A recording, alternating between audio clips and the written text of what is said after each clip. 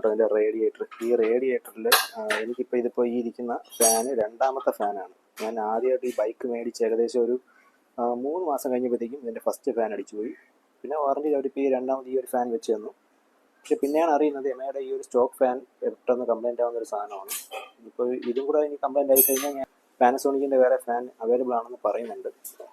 അപ്പോൾ അത് കുറച്ചും കൂടെ ബെറ്റർ ആണെന്ന് കേൾക്കുന്നുണ്ട്. അങ്ങനെയാണെന്നുണ്ടെങ്കിൽ ഞാൻ അതിനെക്കുറിച്ച് ഡീറ്റെയിൽ ആയിട്ട് എന്തായാലും ഞാൻ വീഡിയോ ഇടാം. അപ്പോൾ ഇങ്ങനെ ഒരു ഇഷ്യൂ ഉണ്ട്. അപ്പോൾ ഇങ്ങനെ ഒരു ഇഷ്യൂ ഉള്ള ആരെങ്കിലും ഉണ്ടെന്നുണ്ടെങ്കിൽ നിങ്ങൾ വീണ്ടും എമയിൽ പോയി സ്റ്റോക്ക് ഫാൻ തന്നെ വെച്ചിട്ട് വലിയ കാര്യമില്ല. ഇത് പെട്ടെന്ന് പോകുന്നതാണ്. അതിനെക്കാട്ടിയും നിങ്ങൾ ഷോറൂമിൽ പോയിട്ട് ഈ വേർഷൻ 4ൻ്റെ തന്നെ ഫാൻ വാങ്ങിച്ച് വയ്ക്കാതെ R15 വേർഷൻ 3ക്ക് പാനസോണിക്കിൻ്റെ വേറെ ഫാൻ വരുന്നുണ്ട്. BS6 മോഡലാണ്. BS4 വേരിയൻറ്റിന് ഒരു ഫാൻ വരുന്നുണ്ട്. ആ ഫാൻ വെച്ചാൽ മതി. ആ ഫാൻ പെട്ടെന്നൊന്നും അങ്ങനെ പോകുന്നതല്ല. അപ്പോൾ അങ്ങനെയാണെന്നുണ്ടെങ്കിൽ നിങ്ങളുടെ ആരുടെയെങ്കിലും ഫാൻ ഇതുപോലെ കംപ്ലൈൻ്റ് ആയിട്ട് ഇരിക്കുന്നുണ്ടെങ്കിൽ അങ്ങനെ ഒരു കാര്യം ചെയ്താൽ മതി.